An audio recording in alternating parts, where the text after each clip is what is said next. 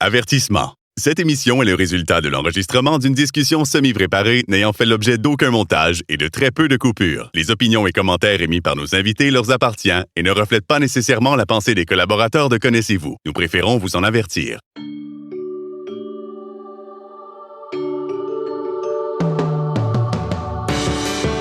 Connaissez-vous avec Martin Chouinard.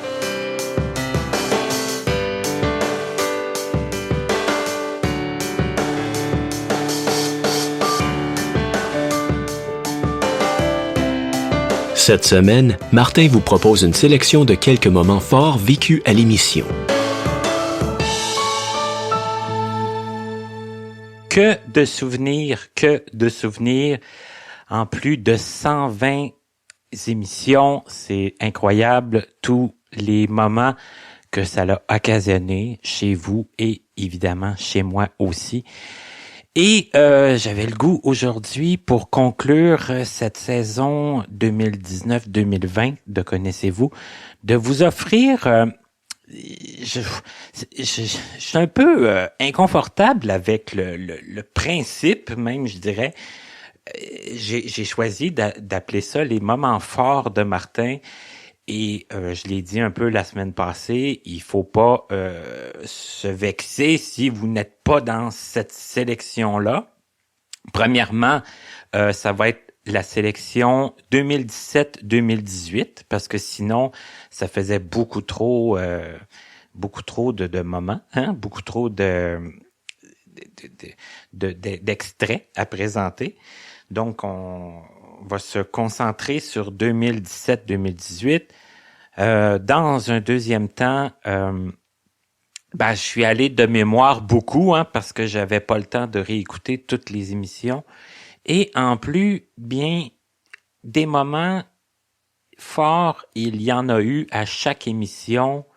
Je pense que c'est à vous tous d'avoir votre moment fort ou vos moments forts. J'espère que il y en a plus qu'un quand même, en 124 entrevues. Mais chaque émission a été planifiée, chaque émission a donné lieu à un rendez-vous entre moi et entre mon invité. Et chaque émission a été enregistrée et il y a eu un délai entre le moment où l'émission a été enregistrée et le moment où elle a été mise en ligne. Et pendant ce délai-là, les gens auraient eu le temps de dire bien moi je veux plus que l'émission soit mise en ligne, et ce n'est jamais arrivé. Alors on considère à ce moment-là que l'émission a été faite et bien faite. On aurait pu sûrement tous la faire différemment, on aurait pu la recommencer et ça aurait été différent, mais elle a été assez bien pour être mise en ligne et assez bien aussi pour dire qu'elle va apporter quelque chose à quelqu'un, à ceux qui vont l'écouter. Alors, voilà le pourquoi, mais aujourd'hui, j'ai décidé quand même de vous faire les moments forts de Martin, volume 1, puisque c'est 2017-2018, on peut peut-être prédire qu'il va y avoir 2019-2020, et après, on verra. Mais cette émission-ci, aujourd'hui, vous allez entendre des extraits de personnes, et ça va vous donner peut-être le goût d'aller réécouter cette entrevue-là. Et si par le plus grand des hasards, vous ne l'aviez pas écouté lors de sa mise en ligne originalement, bien, ça vous donnera peut-être le goût de retourner à cette émission et de l'écouter au complet pour voir aussi tout ce que la personne va avoir expliqué autour de ce que vous n'entendrez pas aujourd'hui. Alors, je vais me taire un peu et on va commencer. Et je le disais tantôt, des rencontres, il y en a eu de toutes les sortes. Je vais essayer de vous donner aussi un peu le contexte dans lequel j'ai rencontré ces gens-là et des petites anecdotes aussi d'enregistrement quand il y en aura.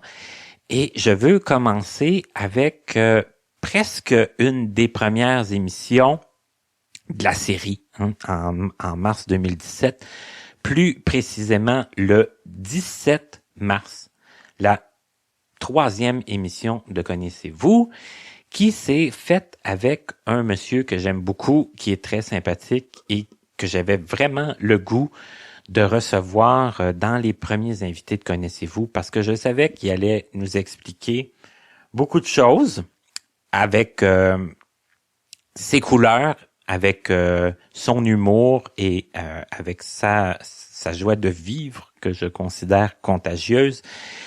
Mais si il se retrouve en plus dans les moments forts aujourd'hui, c'est parce que il m'a un peu justement mis... il m'a beaucoup surpris dans ses propos et il nous a expliqué d'ailleurs comment ça se passait quand il était à l'internat, quand il était à l'école adaptée et qu'il passait ces semaines-là complètes. Et il fallait que les éducateurs, les professeurs occupent tous ces gens. Alors, il nous parle un peu qu'il a fait de la musique, mais ce qui m'a intéressé le plus, moi, c'est quand il nous a parlé de sport et des incidents qui se produisaient en pratiquant ces sports. Donc, je vous le laisse vous l'expliquer. Fernand Boucher. Puis là, alors là, on arrive là, l'école finie, c'est, mettons, on va dire un lundi de septembre, c'est à 4 heures, la course. On s'en va courir, on s'est organisé en différents groupes, de A1 à A5. A1, c'est des grands, ça, qu'on appelait les instructeurs, les autres, ils courent 4000 ou plus. Okay. Dans A2, ça court 3000. Dans A3, ça court 2000. Puis A4, ça court 1000. A5, c'est les personnes qui avaient d'autres choses que des problèmes de vision. Hein. Les autres, ils marchaient. Puis, alors moi, j'ai commencé dans A4, courir 1000. 4 tours de piste, la piste de la cour du 1255 Beauregard. Ah oui, ok, là, on est au 1255. C'est ça. Là, okay. C'est là, quand j'arrive à l'ouvrage 71, là, on nous organise comme ça. A1, A4, là, plus souvent, c'est des gens de 1 qui étaient nos instructeurs. C'est des grands, ça, qui étaient nos instructeurs, nous autres, les petits, les flots, on nous appelait. Aviez-vous des guides ou vous couriez comme ça? Ah non, là, alors c'est ça. C'est qu'il y avait, il y avait des guides, il y avait les amblyopes, hein, les demi-voyants. Eux autres, ils nous guidaient. Ils vous guidaient. On leur prenait l'épaule, hein, on prenait l'épaule du voyant. Un demi-voyant, on appelle ça un voyant, hein, on est aveugle. On leur prenait l'épaule du voyant, puis on le suivait de même. Et là, à 10 ans, est-ce qu'on est téméraire? Est-ce qu'on a un peu conscience du danger? Est-ce qu'il est arrivé des incidents? Est-ce que... c'est pas significatif, hein. On court. Après ça, c'est sûr que là, l'après-midi, mettons, on faisait A1, A5. Après ça, le soir, ça tombait B1, B2, B3, B4, B5. B1, et là, la différence, ça fonctionnait pas juste selon les petits et les grands, pis les moins habiles, les plus habiles. Tu sais, c'était pas juste la différence physique. Quand t'arrivais à B1, B5, là, tu tombais B1, les petits aveugles, B2, les grands aveugles, B3, les petits amblyopes, puis B4, les grands amblyopes. Oh, d'accord. Et là, c'est sûr, mettons, là, on jouait au baseball dans B2. Ça, c'est B2 des grands aveugles, là. Vous jouiez au baseball? Ouais. Alors là, au bâton, c'était un ballon. Ouais. Mais au champ, c'était tout le monde sa clôture. Bon, moi, à un moment donné, j'ai foncé dans la clôture, je me suis fendu le front. Bon. Ça arrive, ça peut arriver, là.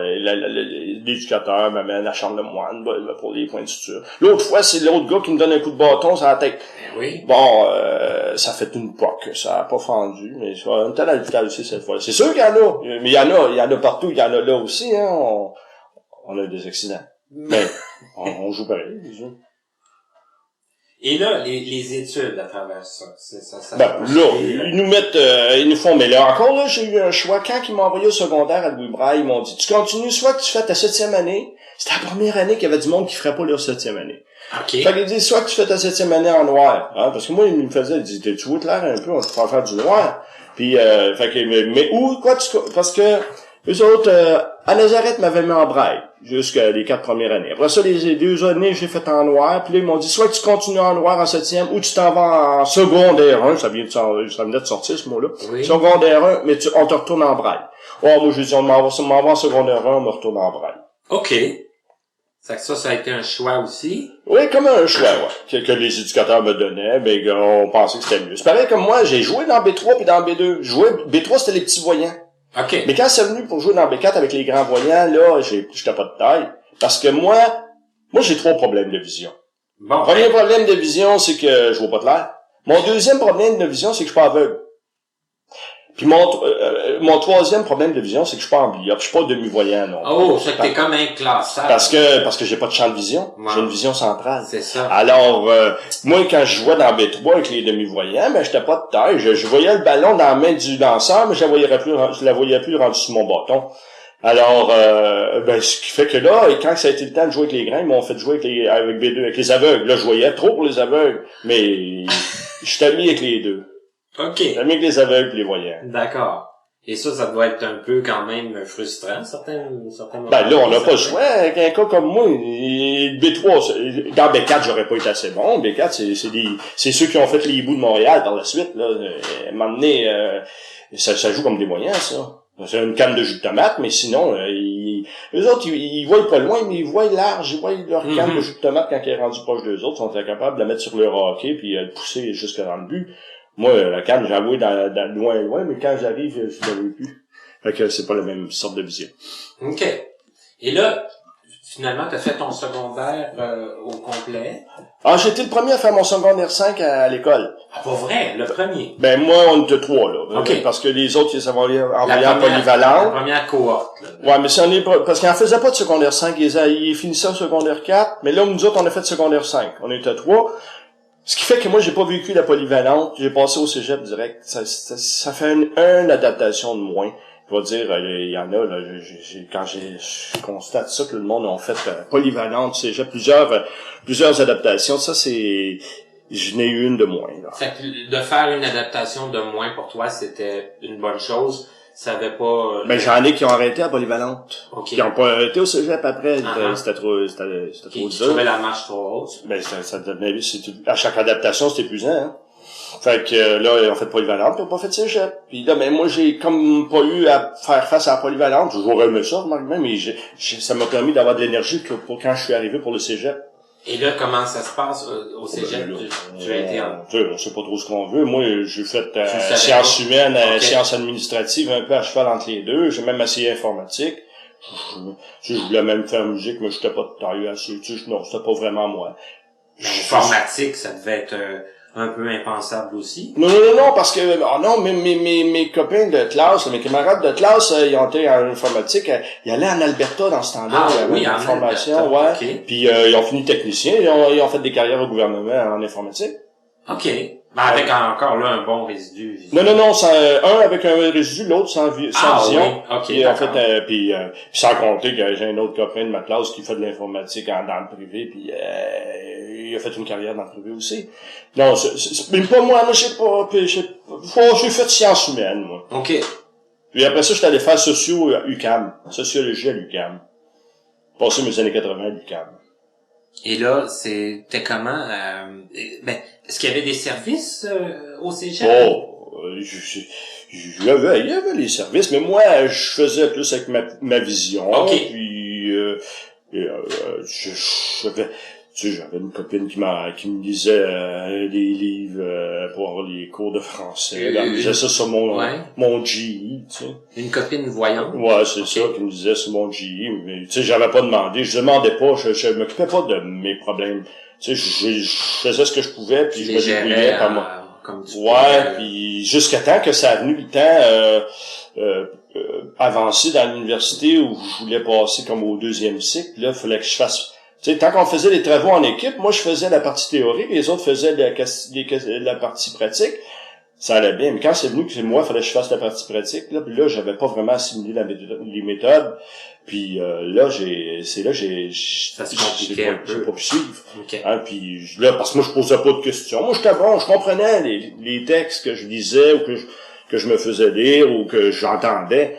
Mais quand c'était le temps de de faire moi-même des enquêtes, je suis rendu là. Je retournerai finir mes apprentissages à l'école une bonne fois. Mais non, j'ai pas fini.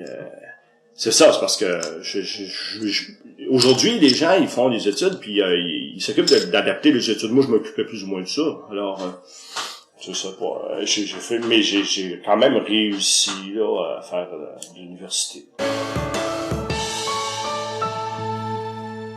Je sais pas pour vous, mais moi, en tout cas, j'ai mal à la tête à sa place. Je suis pas sûr que j'aurais eu le courage, moi, de pratiquer ces sports-là en étant avec une bande de non-voyants. On va aller dans le temps un petit peu plus vite. On va s'en aller à l'émission numéro 11. Et l'invité de l'émission numéro 11, bien, je l'ai connu dans d'autres circonstances. Je l'ai connu moi-même à l'école Jacques Ouellette, alors que j'avais moi-même 10 ans. Donc, lui en avait à peu près 6-7. Ça nous rajeunit pas, mais ça nous amène aussi dans un autre contexte. L'invité de l'émission numéro 11 s'appelle Lee Julien. L'émission a été mise en ligne le 12 mai, l'émission numéro 11. Donc, Lee, comme je dis, on s'est connus, on était très jeunes. Je l'ai revu peut-être une fois, peut-être il avait peut-être 12-13 ans. Et après ça, j'ai été 20 ans sans le voir. Alors, on peut se dire que quand on s'est rencontrés pour faire Connaissez-vous, ça faisait drôle. Hein? Ça faisait très, très drôle. Et Lee nous a raconté aussi, décidément, comment il était casse-cou quand il était jeune, parce que il n'a pas été surprotégé et que ce qu'il avait envie de faire, ben il le faisait. Comme il va le dire lui-même, maintenant il s'est calmé, mais à cette époque-là, il avait envie de faire quelque chose, bien il le faisait. Je vous le laisse vous raconter ça. Lee Julien. On vivait un contexte assez particulier à l'époque parce que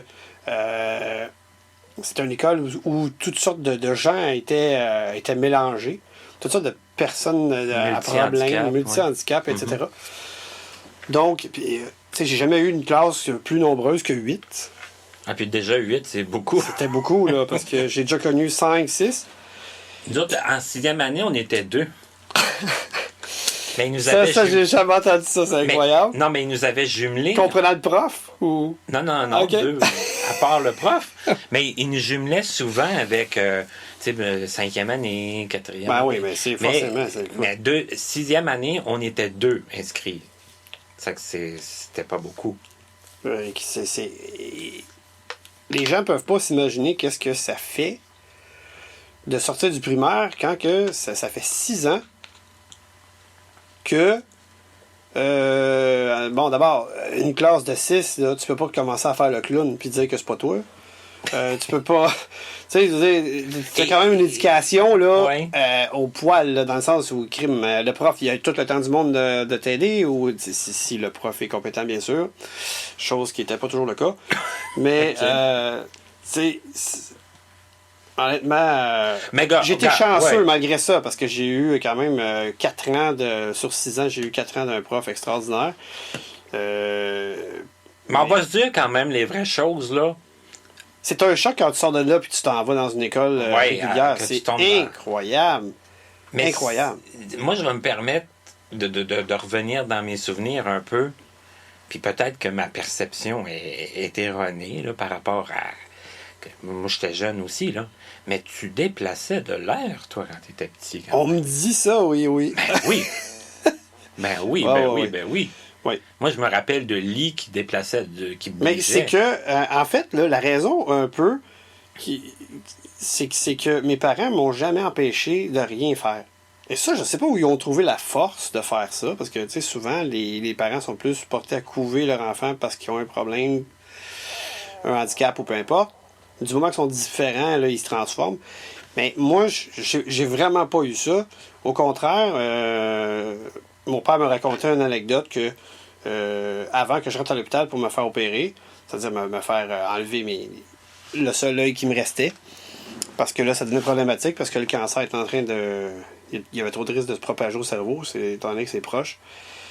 Et quand je suis sorti de l'hôpital, puis je suis retourné à la maison, j'ai dit à mon père, j'ai dit, Père, il est où mon bicycle?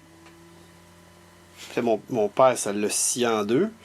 Parce que lui, il avait pris le bicycle, puis il l'avait serré dans le grenier. Il avait fait comme, OK, c'est fini. Il touchera plus à ça. Non, c'est terminé. Mais là, mon père, il savait pas en tout quoi répondre. Vraiment, là, tu sais, c'est ton bicycle. Ton bicycle, il est serré, là, ton bicycle. Là, j'ai dit, je veux mon bicycle. Moi, je revenais de l'hôpital, mais oui. Mon bicycle, je l'avais pas oublié, on n'avait pas lessivé le cerveau, là.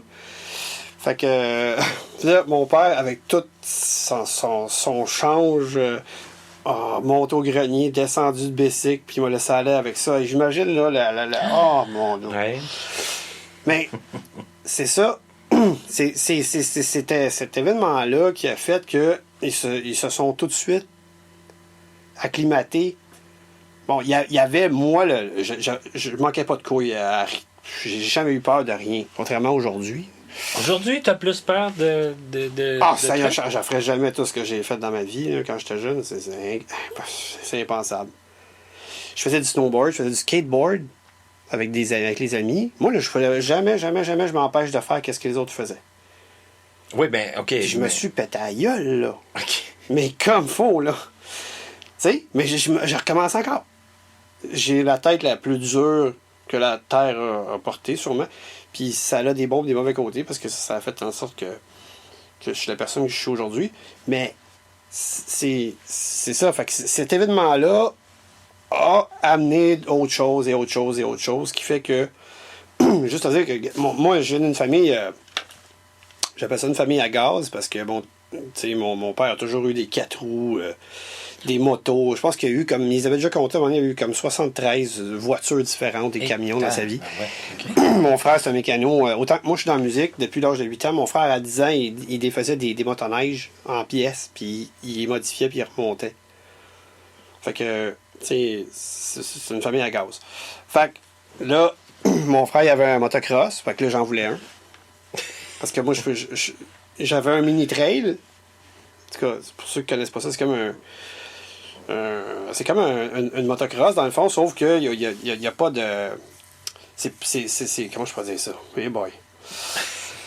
C'est semi-route, semi-trail. C'est ça que ça veut dire. Tu as le droit d'aller sur la route, contrairement à un motocross où c'est vraiment juste dans les sentiers. Mm-hmm. Fait que... moi, je me promenais avec ça.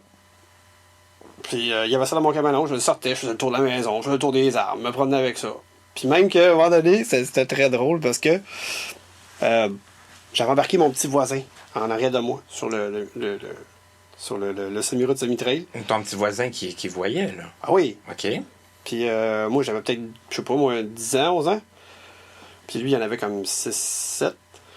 Et là, c'est quand son père s'est rendu compte de qu'est-ce qui se passait. Sa mère a fait faire une crise cardiaque. En tout cas, c'est très drôle. Mais c'est ça. Fait que, tu sais, juste te donner une idée, là, tu sais... Ouais, ben avec le il n'y avait temps, rien dans mon épreuve. C'est ça. Avec le temps, on prend un peu connaissance des dangers, puis tout ça, ça peut changer nos habitudes, mais ça refrène pas l'envie de faire tout ce que tu veux pareil. Ben... Je te dirais que je me suis assez pété à gueule dans ma vie. Là. Ça me tente comme plus. À un moment donné, ça nous tente juste plus de se péter à la gueule? Non, ça me tente plus. J'ai mon quota de ça, là, tu sais. OK. C'était la petite période casse-cou de nos invités d'aujourd'hui. On passe au cas un peu plus grave. Et les cas qui nous ont un peu arraché presque des larmes, moi je vous dirais que notre prochain extrait, on s'en va tout de suite à l'émission de la semaine suivante, l'émission 12, avec mon grand ami Frédéric Gauthier. Frédéric, il y en a plusieurs qui le connaissent, il y en a qui le connaissent pas. ne connaissent pas toute son histoire. Et son histoire, il me l'a raconté, évidemment, dans cette émission-là. Je la connaissais, son histoire, avant l'enregistrement, mais reste quand même que quand on enregistre, on espère que la personne va nous raconter. On sait pas trop, hein. On se dit comment elle va nous raconter ça dans... Une chance que Fred aime parler, parce que moi, il y a eu quelques petites secondes là où je me suis senti bien ébranlé et j'étais content que Frédéric continue de parler. Donc, je vous laisse vous raconter probablement la pire journée de sa vie. En juillet 1995, la journée où il est arrivé un incident qui l'a fait en sorte qu'il a perdu la vue. Émission 12, 19 mai 2017, Frédéric Gauthier. Le dernier employeur que j'avais, c'est l'employeur où j'avais fait mon stage. C'est une compagnie qui a fait faillite, malheureusement, aujourd'hui. Transport Asselin. Eux, ils étaient spécialisés dans le transport de sciure de bois, copeaux et écorce. C'est des choses qui sont le fun à transporter parce que ça sent bon. Puis si tu as à aller, mettons, mettre la toile sur le voyage ou peu importe, ben, tu te salis pas. Tu sais?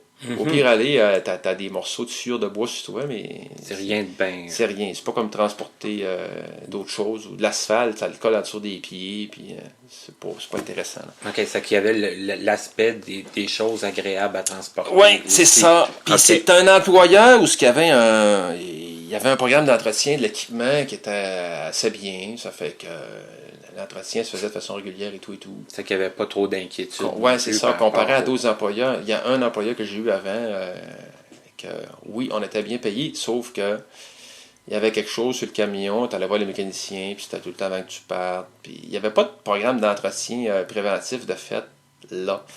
Fait que c'était un petit peu tannant.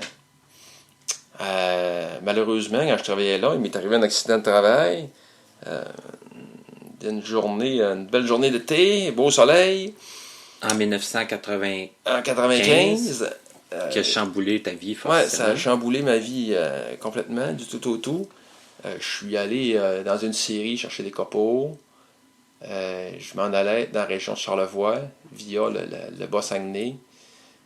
Puis là, j'étais dans un petit village. J'étais en train de monter une grande côte qui est peut-être 2 km de long, tu sais. Puis, il n'y avait pas de voie pour dépasser les voitures. Ça fait que, ça s'enlignait, ça s'empilait en arrière de moi, tout. Puis, je regarde dans mon miroir, masque de voiture, puis là, je vois de la fumée qui sort d'une roue. Oups!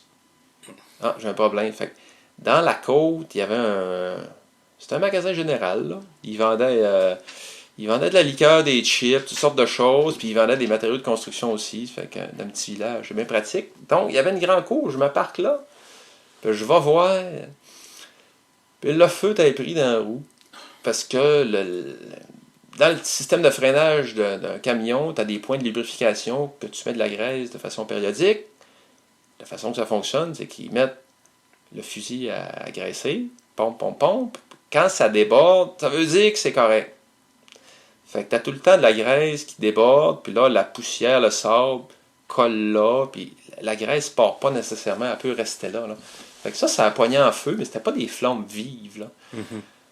Fait que le réflexe que j'ai eu, c'est je vais éteindre ça, ces flammes-là, puis dans ton camion, t'as tout le temps un instincteur, t'as pas le choix d'avoir ça. Fait que je vais chercher l'instincteur, je me penche en dessous, je tire sa goupille, le pneu explosé.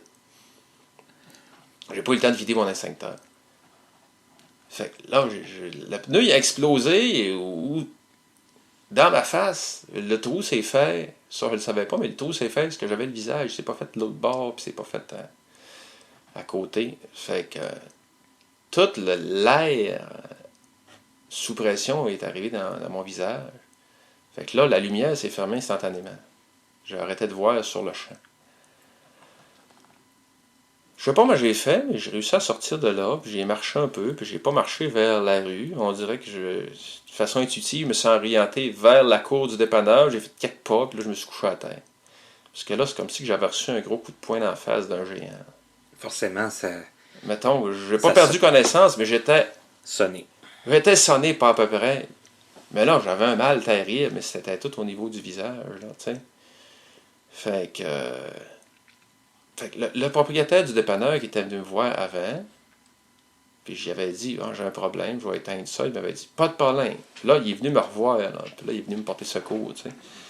Fait que finalement, moi, j'ai dit, il est allé appeler l'ambulance, mais j'ai dit, tu sais, appelle mon patron à tel numéro, tu sais, il dit que j'ai eu un accident. Fait qu'il l'a appelé aussi. Fait que c'est ça qui a chamboulé ma vie. Je suis devenu aveugle, là. Fait que j'ai été transféré à l'hôpital. Au Saguenay, il y a des ophtalmologistes, mais ils ne sont pas surspécialisés comme à Montréal. Donc, j'ai passé 4 jours là. Ils m'ont opéré le jour même pour nettoyer les lésions puis refermer les plaies qui s'étaient formées. Mais comme ils n'étaient pas capables d'évaluer les dommages subis à mes yeux, ils m'ont transféré à Montréal, ici à l'hôpital Notre-Dame. J'ai été reçu par le docteur Sebag, qui avait une petite machine, il passait ça dans mes yeux, c'était un genre d'échographie. Puis là, il était capable de voir les dommages internes à mes yeux. Fait que, il me dit, l'œil droit, pour l'instant, on va l'oublier, là. L'œil gauche, il dit, arrête quoi à faire avec. Fait que j'avais eu un décollement de rétine, entre autres, dans cet œil-là. Ça fait que, peut-être une semaine après, 10 jours, quand mon œil a guéri un peu, il m'a opéré, puis là, il m'a replacé ma rétine. Là. Ça, c'est une opération classique qui se fait dans des décollements de rétine. Il a replacé ma rétine dans le fond de l'œil, il a mis un implant. Puis, quelques jours après, il m'a retourné chez nous. Ça fait qu'au total, j'ai été hospitalisé 2 semaines. Quand même. Et puis, je suis sorti, convalescence à la maison. Puis là, ça, je m'en souviens plus.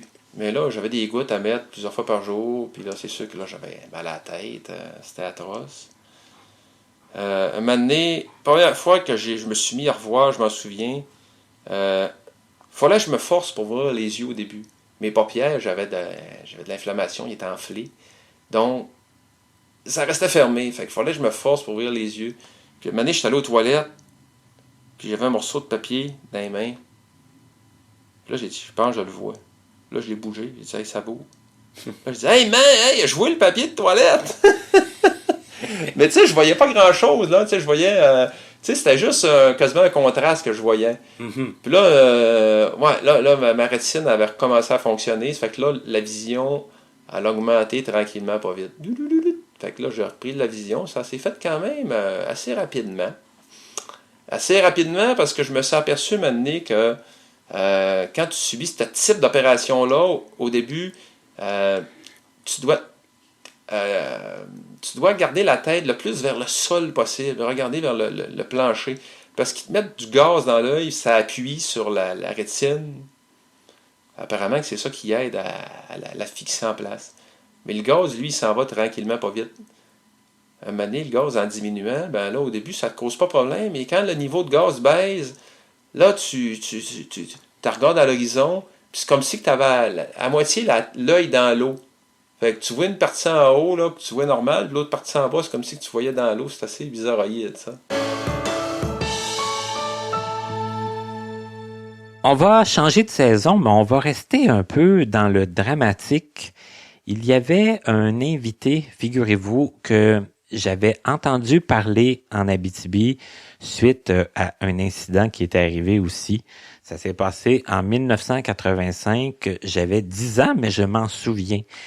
Et cette personne-là, je n'ai jamais eu l'occasion de lui parler pendant qu'on était en Abitibi. Son oncle m'a enseigné au secondaire. Mais par contre, comme je dis, c'est pas longtemps avant le début du projet de Connaissez-vous que je l'ai croisé sur la plateforme de jeu Le Salon, dont on vous parle souvent. Et là, on se met à chatter, comme on peut dire, entre deux parties de jeu, puis oui, t'es au Canada, hein, parce qu'il y en a partout dans le monde, des gens sur Le Salon, t'es au Canada, t'es même à Longueuil, t'es juste à côté de Montréal. Et là, par le jazz, on se rend compte que non seulement ça, mais on vient tous les deux de l'Abitibi. Et on a fait le lien que lui savait un peu qui j'étais et moi aussi. Et c'est de là que je l'ai approché pour faire connaissez-vous et nos horaires assez chargés tous les deux ont fait en sorte qu'on s'est rencontrés seulement pour la première émission de la saison 2017-2018 qui a commencé à l'automne, en septembre, le 1er septembre pour être précis.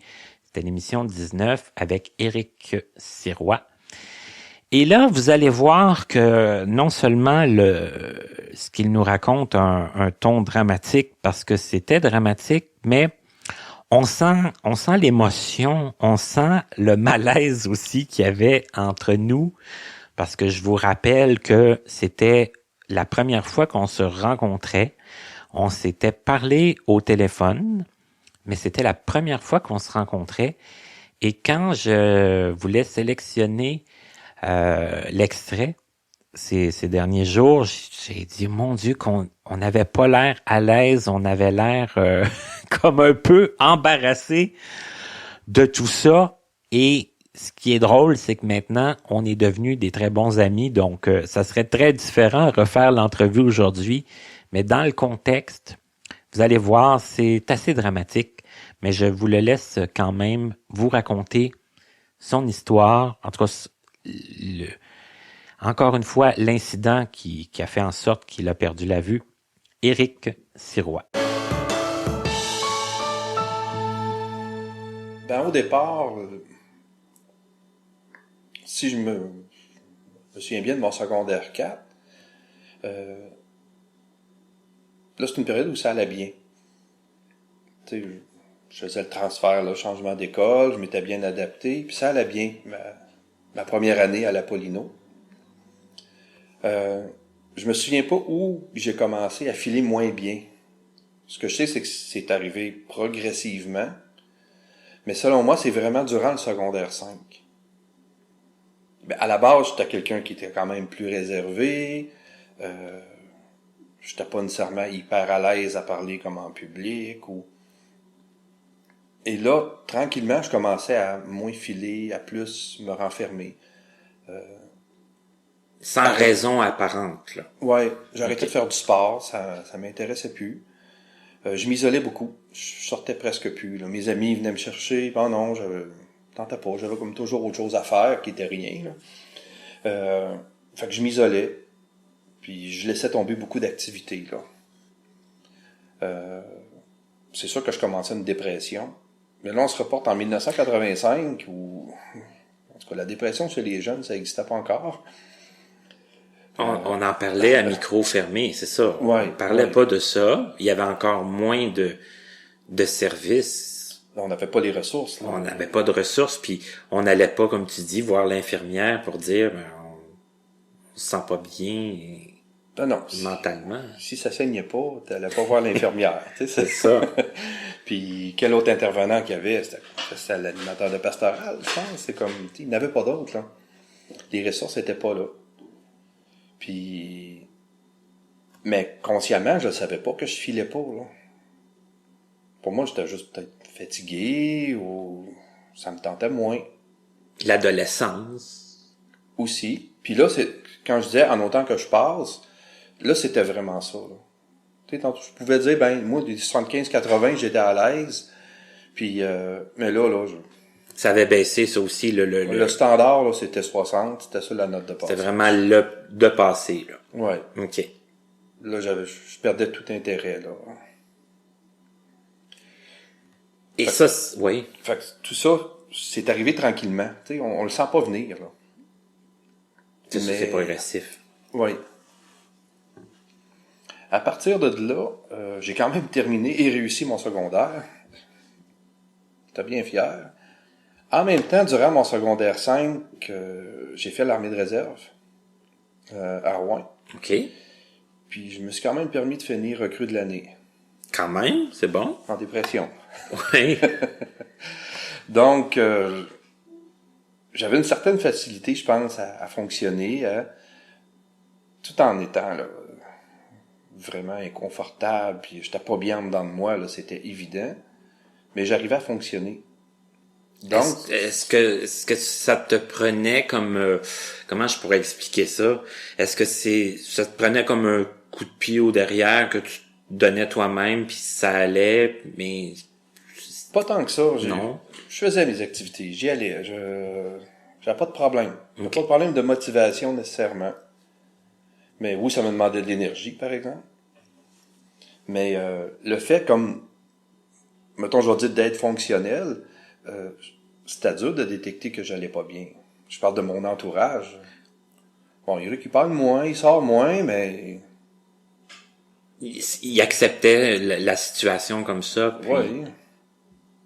À la limite, je sais pas ce qu'on pouvait dire, c'est la crise d'adolescence ou...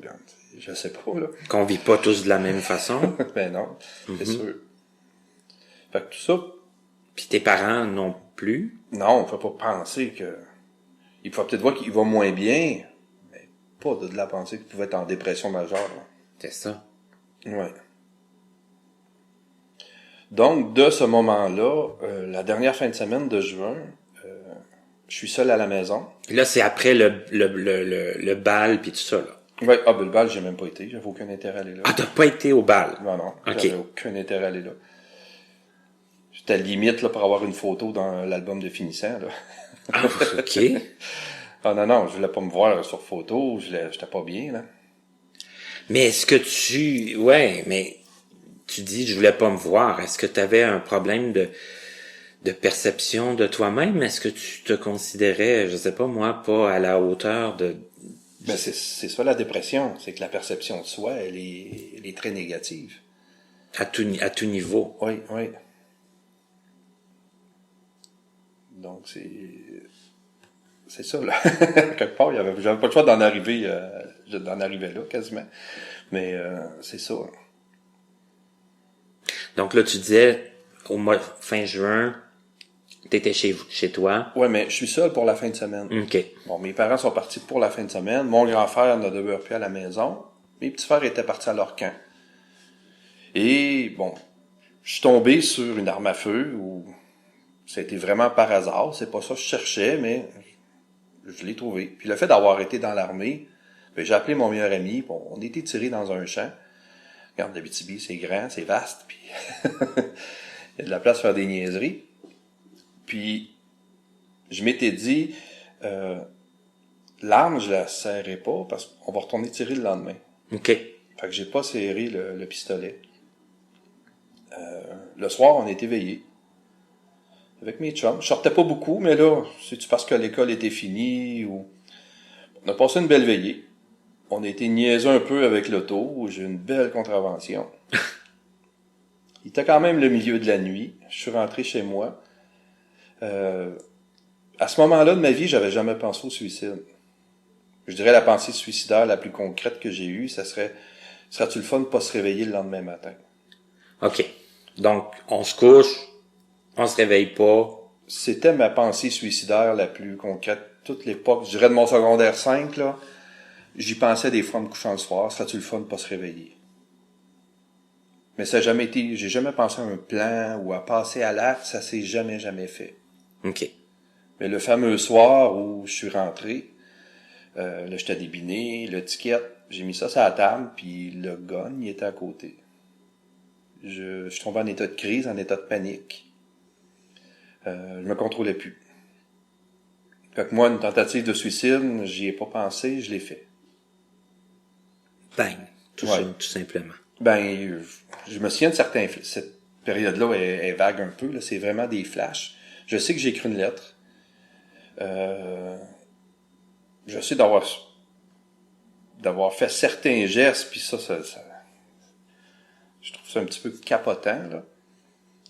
J'ai fait ça au sol, puis j'ai pris la peine d'étendre des sacs de poubelle partout pour pas salir. Je voulais pas déplaire. Fait que ça... tu sais ce que j'appelle la maladie d'Yvon, là, qu'est-ce qu'ils vont dire, ça va loin, là. Ouais. Je voulais pas déplaire. Fait que ça allait jusque-là, là. Fait que tu sais, oui, c'est une dépression majeure, c'est un trouble de santé mentale, c'était jusque-là, là. j'avais pas réalisé avant maintenant, mais on passe de la première émission de septembre à la dernière émission du mois de décembre. Et là, c'est l'émission numéro 34. Mon invité cette journée-là, c'est Serge Poulain, que plusieurs personnes connaissaient aussi. Et moi, ça faisait longtemps aussi que je voulais rencontrer Serge, parce qu'on se rencontre dans toutes sortes d'occasions. Serge et moi, on jase toujours beaucoup, on a toujours beaucoup de plaisir. Et je me suis dit, pourquoi pas connaissez-vous?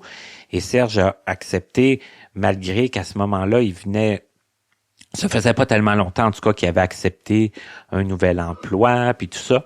Et il m'a accueilli chez eux, on a fait l'entrevue, ça a été très agréable aussi.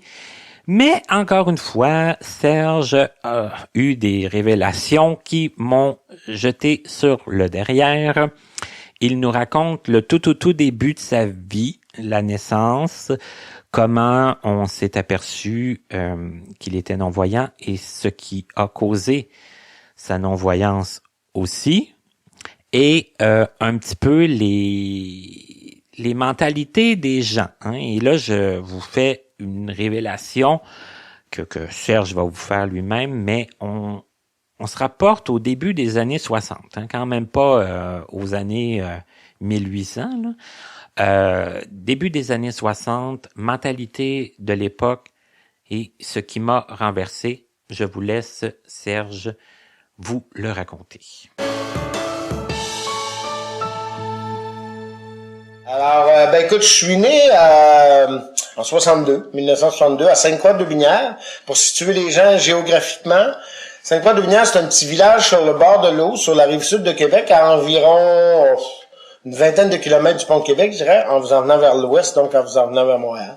Alors, c'est un petit village sur le bord de l'eau, c'est une belle petite place. Je suis le bébé d'une famille de 5. Il y a 3 filles puis un autre garçon. Les garçons ont fait les extrémités. Mon frère est plus vieux, moi je suis plus jeune. Ah, OK. Et les 3 filles sont dans le milieu. Voilà. Alors, je suis né dans la maison chez nous. Parce qu'à l'époque, quand tu étais en campagne, tu venais pas au monde dans les hôpitaux. Ou en tout cas rarement. Alors, à un moment donné, ma mère avait des douleurs. Puis mon frère a été chercher le médecin. Puis ça s'est passé là, dans le lit de mes parents, finalement. Je suis né là. Et ma mère avait manifesté au médecin après ma naissance que j'avais, il avait fait remarquer que j'avais un trou sur le bord de l'œil, puis il dit, faites-vous-en pas, Madame Poulain, j'ai pris des forceps, c'est pour ça que ça fait ça. Fait que ma mère, en tout cas, elle était perplexe parce que j'en ai quand même eu 4 avant lui, puis j'ai jamais vu ça, mais bon, elle se disait peut-être les forceps, c'était ça. Fait que finalement, au bout de 5-6 jours, ça semblait pas se guérir, cette affaire-là, puis ça semblait même vouloir enfler. Alors, elle m'a emmené à l'hôpital Saint-Sacrement, dans la ville de Québec. Et c'est là qu'on a détecté que j'avais une malformation des yeux, en fait. J'avais beaucoup d'infections dans les yeux. Alors, ce qu'ils ont fait, c'est qu'ils ont brûlé ça avec des acides. Et il avait peur que ça se conduise, ça se répande dans mon autre œil. Alors, ils ont mis de l'acide dans l'autre aussi. Ce qui a fait en sorte que j'ai eu aucun développement des yeux. Avec le total des 2 yeux. Sinon, j'aurais pu avoir un œil. Mais en réalité, je suis une victime de la thalidomide. La thalidomide, c'est un médecin que les femmes prenaient pour éviter d'avoir des nausées à cette époque-là. Et donc, c'est pas comme dans mon dossier qui dit malformation congénitale, parce que les médecins, plusieurs d'entre vous le savez, que les médecins, quand ils ont vu qu'il y avait tous des recours collectifs, c'est un médicament hyper dangereux, mais ils ont pris des dossiers, ils déchiraient, puis ils en faisaient d'autres, puis ils marquaient malformation congénitale. Alors, dans mon dossier, si tu vas voir les fiches, ça va être ça. Mais dans les faits, je suis une victime de thalidomide. Mais même dans le recours collectif qui a eu lieu, je sais pas, dans les années 90, quelque chose comme ça. Je suis pas très bon dans les dates comme certains de des gens que tu as rencontrés. Mais il y a eu un recours collectif et on n'était pas capable de prouver que c'était la thalidomide qui faisait ça parce que j'étais le seul cas au Canada qui avait juste un problème au niveau des yeux. La plupart des gens ont des problèmes, ont peut-être eu des problèmes au niveau des yeux, mais accompagnés de déformations quelconques, soit des petits bras, soit des déformations au niveau du visage. OK, ça pouvait être plus... Exact. C'était ça pour la plupart des gens. Ce que j'ai su depuis, par ailleurs, c'est qu'on en a répertorié des cas en Alberta, à Calgary notamment, dans certaines autres provinces aussi. On a trouvé des personnes qui, comme moi, ont eu des problèmes uniquement au niveau des yeux. Sauf que, bon, ils en ont répertorié d'autres, mais dans ta famille, il n'y en a pas d'autres. Non. Dans ma famille, il n'y en avait pas d'autres. Puis j'ai pas pu faire partie du recours, parce qu'évidemment, le recours, il est fini. Puis les gens qui ont répertorié, ben c'est comme moi, c'est too late. Oublie ça.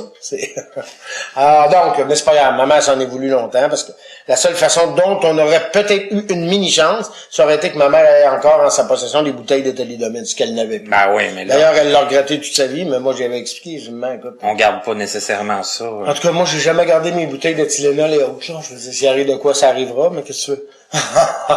Donc, c'est ça. Je suis né à Sainte-Croix-de-Lubinière, dans ce petit village-là. J'ai grandi là jusqu'à 4-5 ans. Évidemment, là, mes parents ont eu l'échec de leur vie, finalement. Ma mère a vécu sa culpabilité, parce que là, sachant que... Ok, ça a été... Ah non, ça a été instantané. Dès qu'ils ont mis les acides dans mes yeux, comme je te dis, c'était évident que je verrais plus ni d'un œil ni de l'autre. Et ça a été l'autre problème. C'est que s'ils n'avaient pas mis l'acide dans mon œil droit, j'aurais probablement une vision parfaite. Mais bon. C'était des religieuses à l'époque, qui avaient ça avec des médecins, en tout cas. Tu sais, c'était les années 60, là. Il y avait même pas l'assurance maladie encore à l'époque. C'est drôle, hein, parce que ça nous paraît pas si loin, les années 60, mais c'est là qu'on se rend compte un peu des limites de l'époque. Ah, effectivement. Alors, mes parents ont dû payer 7600 $ pour une chirurgie plastique pour mon œil. Et c'était beaucoup d'argent pour l'année 62. À cette époque-là, ben, mes parents ont dû s'endetter, hypothéquer la maison et tout. Je pense qu'ils ont fini de payer ça, genre, 1975, quelque chose comme... Fait que non, à l'époque, on payait les soins. Et là, Serge, ça a été quoi, toi, ton premier souvenir? C'est où que tu as commencé à t'apercevoir de ton handicap? Parce que, bon, tes parents le savaient, tout ça.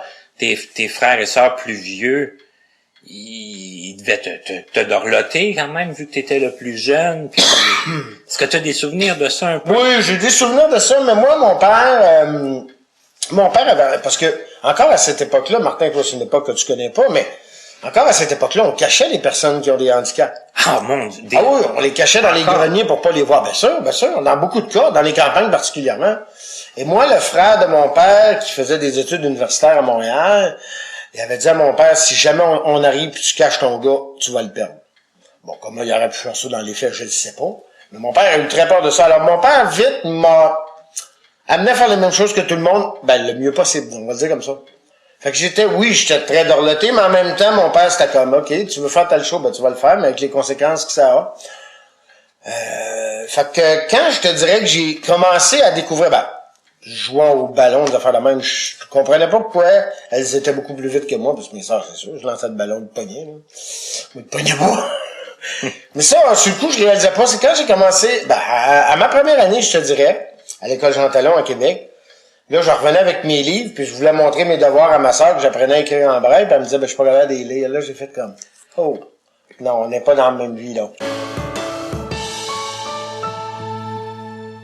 Ça va très, très vite, ce petit spécial. J'espère que vous aimez. J'espère que vous appréciez les extraits que j'ai choisis. Maintenant, je passe à une émission très spéciale. Je fais un petit saut dans le temps aussi, assez important. Je vais revenir à une émission d'avant, après, vous allez comprendre. Je passe à l'émission 61. L'émission 61, elle a été mise en ligne le 19 octobre 2018 et mon invité, c'est Sébastien Dagenet. Et Sébastien, je vais vous raconter un peu comment je l'ai rencontré. Vous allez comprendre un peu qu'on rencontre des gens dans toutes sortes de circonstances et que c'est pas toujours dit non plus que on va rencontrer cette personne-là, qu'on va lui parler, qu'on va avoir des affinités avec et surtout pas qu'elle va venir nécessairement au micro de Connaissez-vous.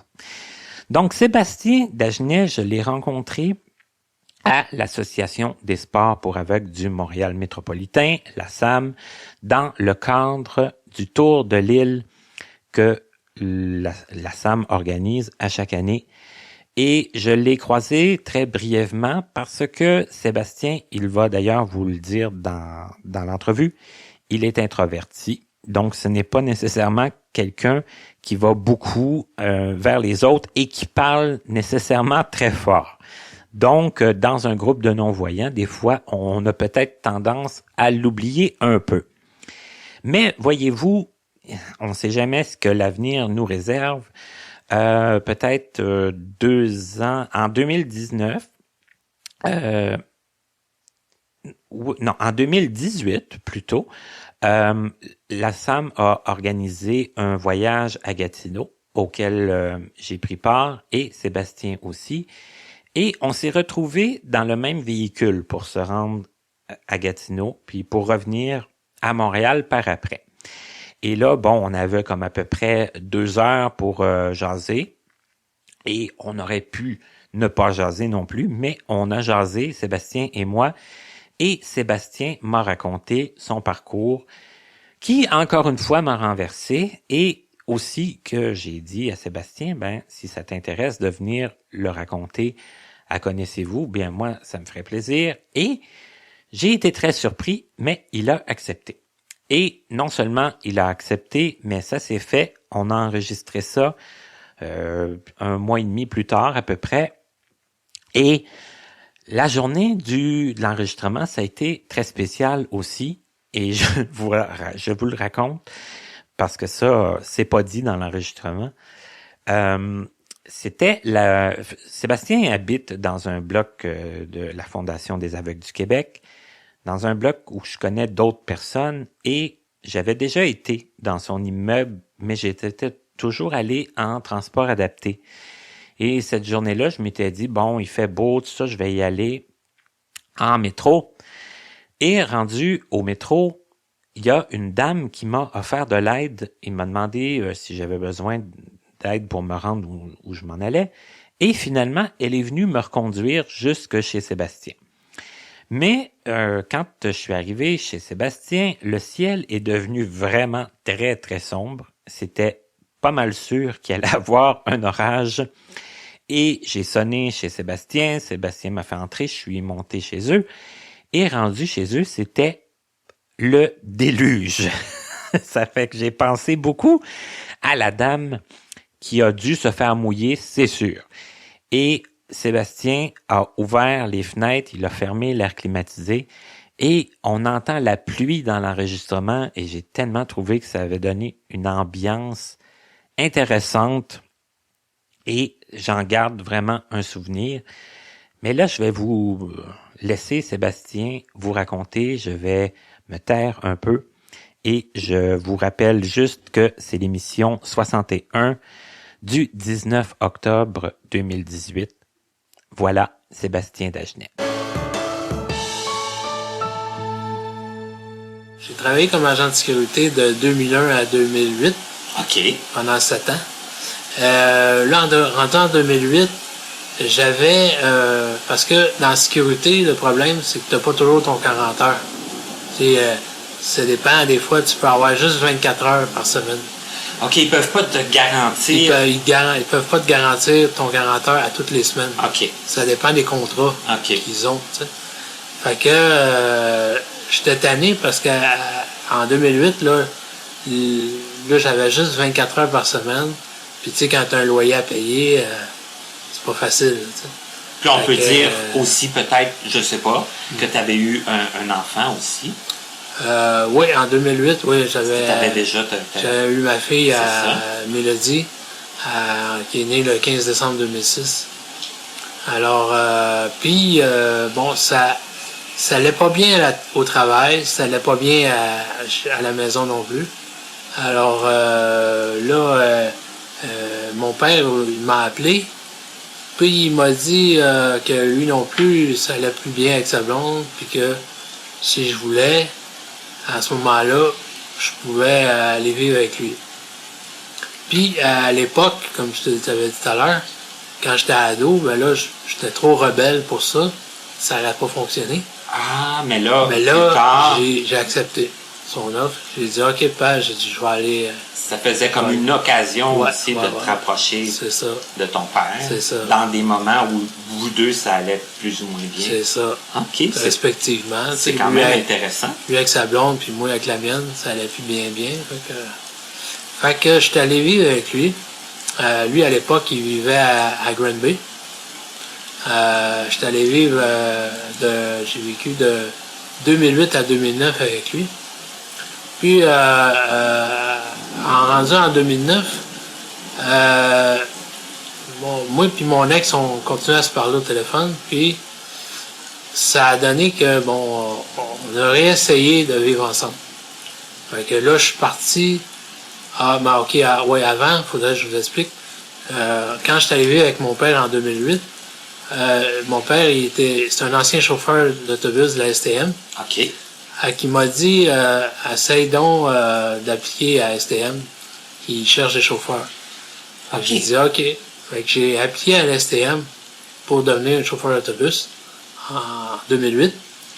Mais, c'est long, leur affaire. Il faut que tu passes avant qu'ils prennent toutes les applications. Ah, il y a comme tout qu'un processus. Ça peut prendre un an ou deux, tu sais. OK. Oh, mon Dieu, OK. Ouais. Tu passes un médical, puis il faut que tu passes plein d'affaires. Là. OK, c'est que le processus 2-3 est long. entrevues.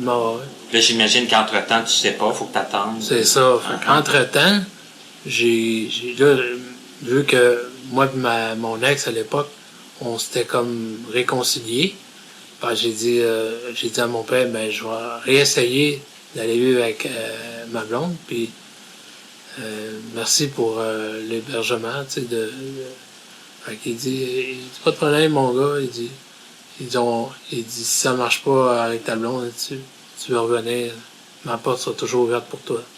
J'ai dit, OK. J'ai dit, t'avais une belle relation.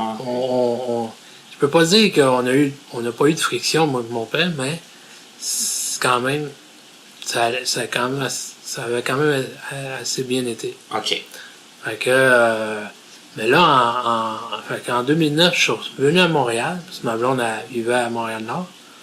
Fait que, puis c'était drôle, avant que je revienne vivre avec elle, je faisais des fois la distance entre Granby-Montréal puis Montréal-Granby. Puis c'était vraiment la différence entre... parce que quand je dis Granby, c'est plus une banlieue de Granby. Mon père restait à Shefford. Okay. Il avait acheté une maison mobile à Shefford. Ça, c'est une banlieue de Granby. Puis en arrière, on avait une ferme avec des vaches puis des bœufs. Fait que dans ma cour en arrière, l'été surtout, j'ouvrais ma fenêtre puis j'entendais les vaches. Fait que peux-tu vous dire que quand j'arrivais à Montréal-Nord, c'était une méchante différence. Là, les bœufs, ils étaient sur 2 pattes au lieu d'être sur 4 pattes. C'est très drôle. Là, c'était tout un dépaysement. En tout cas, là, fait que le 1er octobre 2009, j'ai réessayé avec ma blonde de l'époque. On a vécu ensemble, mais ça n'a pas duré 1 an, que ça ne marchait plus bien. Mais en même temps, là, j'étais à l'automne 2009. Au printemps 2010, j'ai commencé à avoir des symptômes de ma maladie, qui, dans le fond, ce que j'avais, c'était une tumeur au cerveau. Puis au printemps 2010, là... Ça se manifestait par quoi? Par des étourdissements? Des étourdissements, des pertes d'équilibre. Puis c'est arrivé quand même assez subitement? Oui, quand même. Au printemps 2010, j'ai commencé à avoir des symptômes. C'est ça. Puis je me suis fait opérer le 29 septembre 2010. OK. Fait que, entre le printemps et l'automne, là, fait que il y a 6 mois là, que j'aurais pu aller consulter avant. Mais peut-être que parce que je suis un gars, je sais pas. J'ai pas. Je me suis dit, je savais que j'avais de quoi, mais en même temps, je voulais pas trop savoir quoi. Puis, je me disais, regarde, si on se dit dans ce temps-là, c'est peut-être le cancer, fait que je voulais rien savoir de ça. Okay. Je voulais pas le savoir, tu sais. Je m'en doutais un peu, mais je voulais pas le savoir. Mais à un moment donné, il est arrivé quelque chose, puis ça. Mais à un moment donné, c'est que, c'est ça. C'est que en ce moment-là, je vivais encore entre ma blonde, puis parce que je m'étais pogné avec, mais puis j'avais été retourné vivre avec mon père, mais j'avais entre-temps des c'est là que À ce moment-là, je vivais entre Montréal, Granby. C'est beaucoup de voyagements. Ouais, beaucoup de voyagements. D'ailleurs, mon téléphone, je le changeais à tout bout de champ. Puis là, ben, à un moment donné, parce qu'à un moment donné, ici, c'est 514. À Granby, c'est 450. Ah. Fait que là, quand j'étais à Granby, puis j'avais mon téléphone 514, ben là, je payais des frais d'itinérance. Fait que là, puis quand j'étais à Montréal, puis mon téléphone était à 450, je payais encore des frais d'itinérance. Fait que, puis à ce moment-là, c'est ça, en même temps, il y a quand j'ai eu des symptômes, ben, c'est que j'ai vécu, j'avais un médecin de famille à Granby, j'avais été le voir. Mon père m'avait dit, va voir ton médecin de famille. Fait que j'avais été le voir, puis lui, il m'avait rien vu. Il avait dit, tes yeux, je vois rien, ils sont bien corrects. Il dit, mais moi quand même te faire aller voir un ophtalmologiste de Granby. OK. Fait que, mais mon médecin de famille m'a dit, mais je te conseillerais de quand même, je te conseillerais de plus prendre ton auto. Mais ce matin-là, j'avais dit à ma blonde que après aller voir mon médecin, j'irais la voir. Fait que j'ai pas écouté mon médecin. J'ai dit, j'ai pris mon auto, puis je vais aller voir ma blonde. Fait que, rendu à Granby puis Montréal, c'est, tu prends la 10, puis tu prends le tunnel La Fontaine. Fait que, puis cette journée-là, il faisait gros soleil. Puis là, à ce moment-là, quand je suis rentré dans le tunnel La Fontaine, déjà, quand il fait gros soleil, ben, les yeux, ça prend un peu de temps pour... c'est éblouissant. C'est ça. Mm-hmm. Puis il fait noir dans le tunnel. Fait que, mais là, pendant 2-3 secondes, je voyais plus rien. Plus rien pantoute, Martin. J'étais en arrière de mon volant, là. Ouais, dans le tunnel. Oh. Fait que, dans le fond... ça a dû être des secondes très longues. Oui, 2-3 secondes, c'est pas long, mais c'était assez long, merci, quand tu vois rien, là. Puis là, je savais qu'il y avait un auto en avant de moi, là. Fait que je voulais pas rentrer dedans. Fait que je roulais pas vite. Puis je peux dire, Martin, que je tenais mon volant assez serré, merci. Fait que tout ça pour dire que je me suis dit, mon Dieu, merci. J'ai passé le tunnel. Mais là, j'étais rendu à Montréal. Là, je me dis quand même, je dis là, il faut que je retourne à Shefford. Fait que j'ai pris une chance encore. Puis là, mais là, c'était le soir. Fait que j'ai passé la journée avec ma blonde. Puis le soir, je suis revenu à Granby. Puis j'ai dit, bon, là, ça suffit, par exemple. Le highway, c'est fini. Je vous ai dit tout à l'heure que j'allais faire un saut dans le temps, même dans cette émission spéciale, parce que je voulais passer les extraits un peu plus dramatiques, puis finir avec ce qu'on pourrait appeler les extraits plus comiques. Et là, il y en a, c'est sûr, j'en entends déjà qui ont écouté toutes les émissions et qui me parlent encore de cet extrait comique. Et elle est dédiée à mon très cher ami Miguel Ross. Et Miguel, je ne sais pas s'il le sait, mais je lui annonce aujourd'hui, il a probablement manqué une carrière d'humoriste. Il pourrait sûrement même peut-être en faire une. Il serait peut-être pas trop tard. Et je vous explique pourquoi. C'est que Miguel, c'est une des premières personnes que j'ai connues, moi, quand j'ai commencé mon parcours à Jacques Ouellette, qui n'était pas encore Jacques Ouellette à ce moment-là. C'était l'Institut Nazareth Louis Braille en 1983.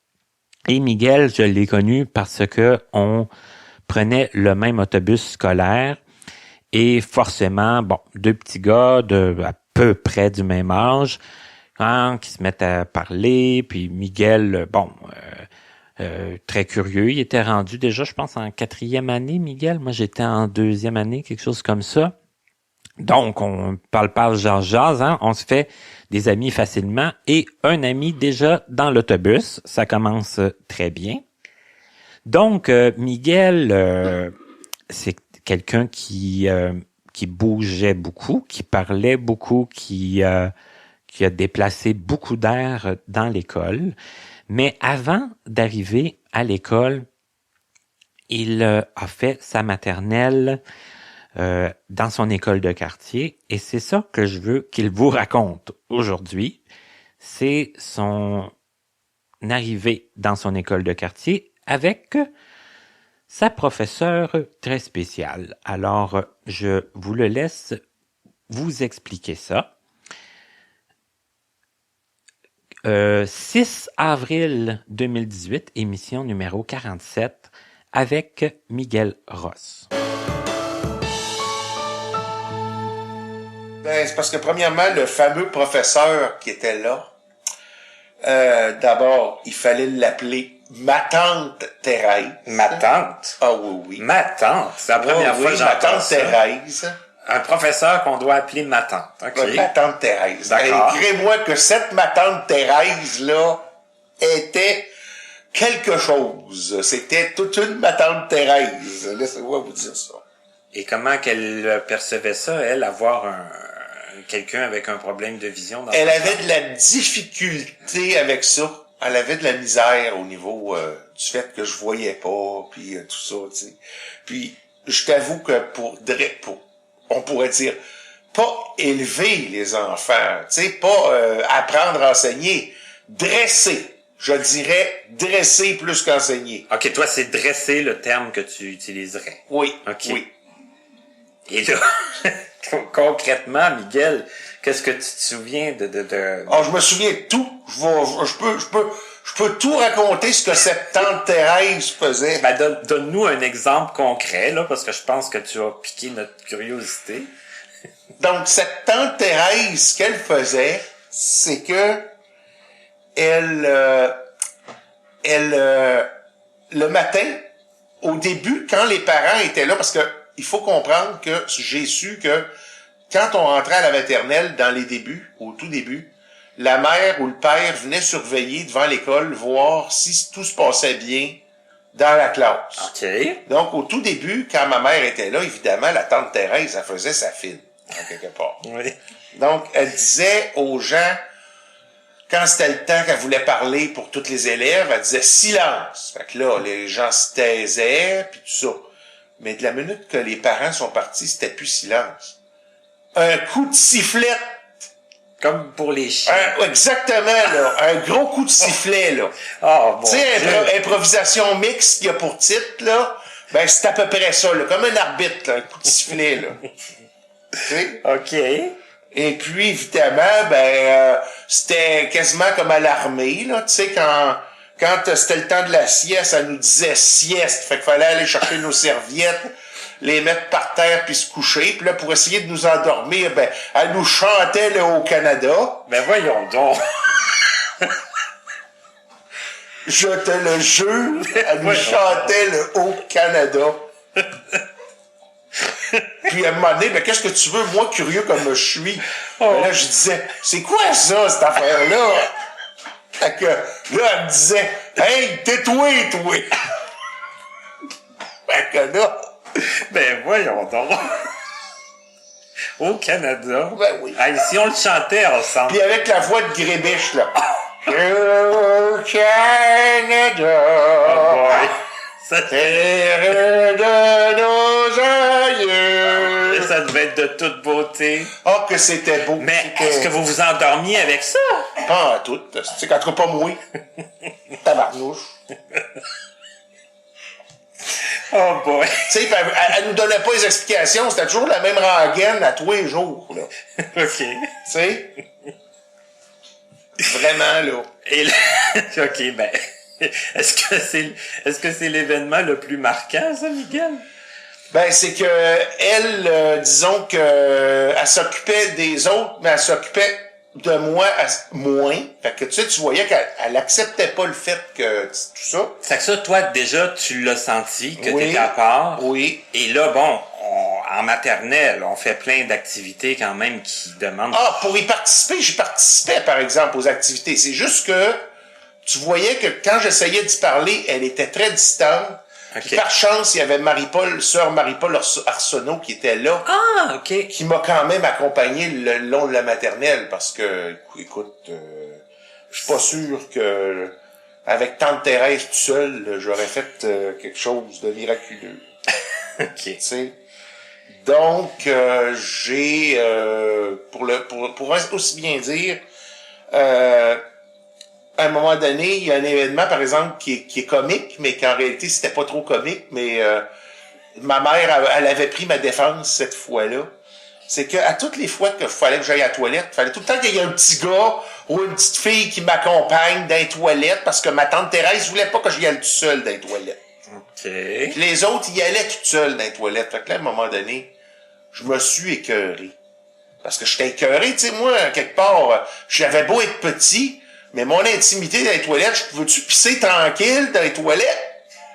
Pourquoi? Est-ce que tu étais plus petit que les autres à ce moment-là? Non, mais, je veux dire, même si j'étais un petit peu de 5 ans... que t'étais handicapé. Oui, mais vous aviez tous cet âge-là. Là. Ben oui. C'est que c'était plus par rapport à ton handicap qu'elle me faisait accompagner. Mais tu sais, moi, le petit gars, il voyait tout, là, ce qui se passait. J'étais là, voyons... Oui, non, OK. Mais ça, je comprends. Fait que je m'étais arrangé à un moment donné avec le petit gars, un des petits gars qui m'accompagnait puis qui m'aimait beaucoup. Là, j'y avais dit, écoute, là, pour l'instant, reste en dehors de la toilette, là. Je suis capable.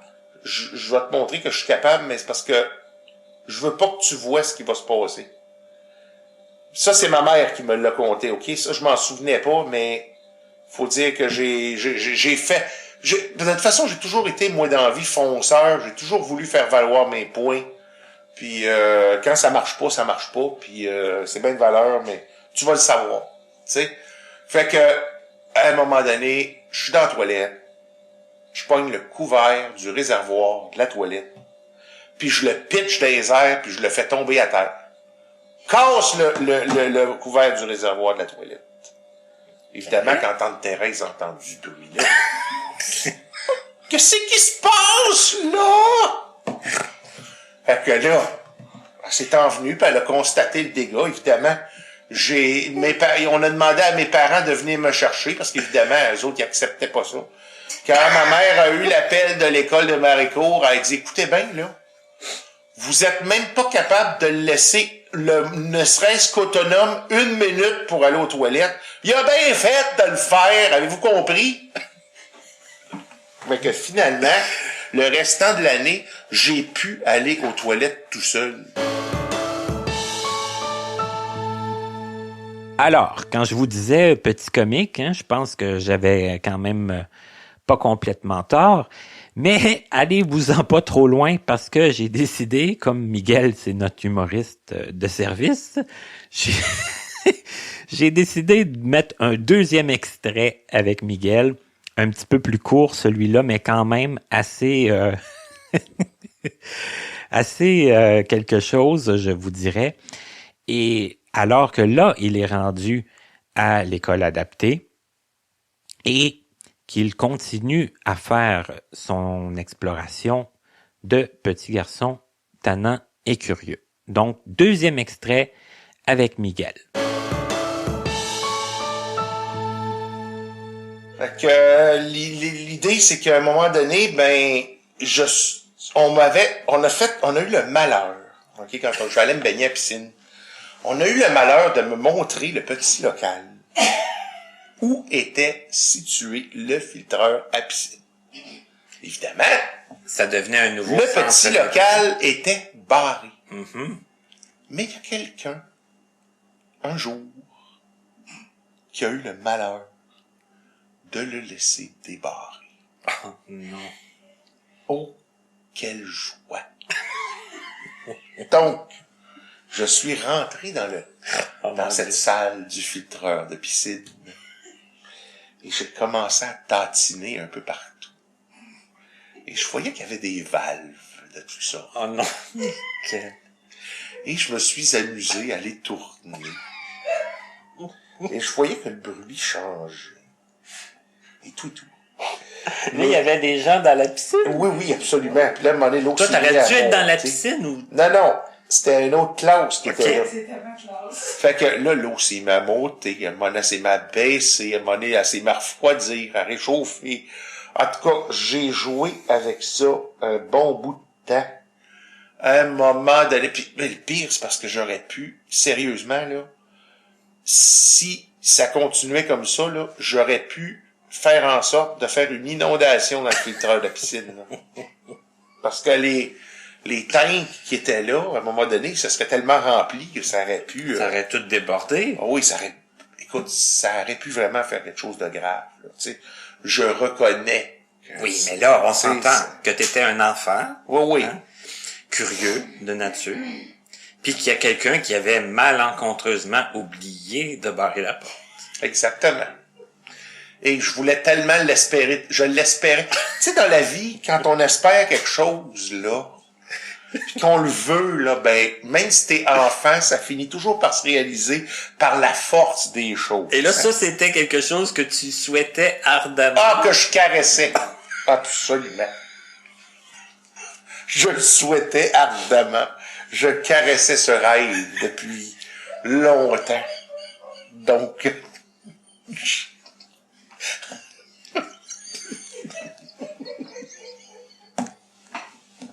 OK.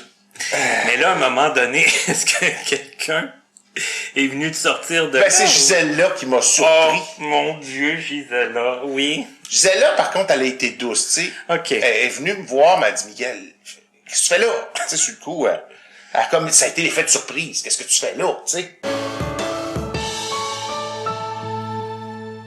Et voilà. Alors, ça fut une émission très comique, vraiment, parce que forcément, on a passé par plusieurs gammes d'émotions.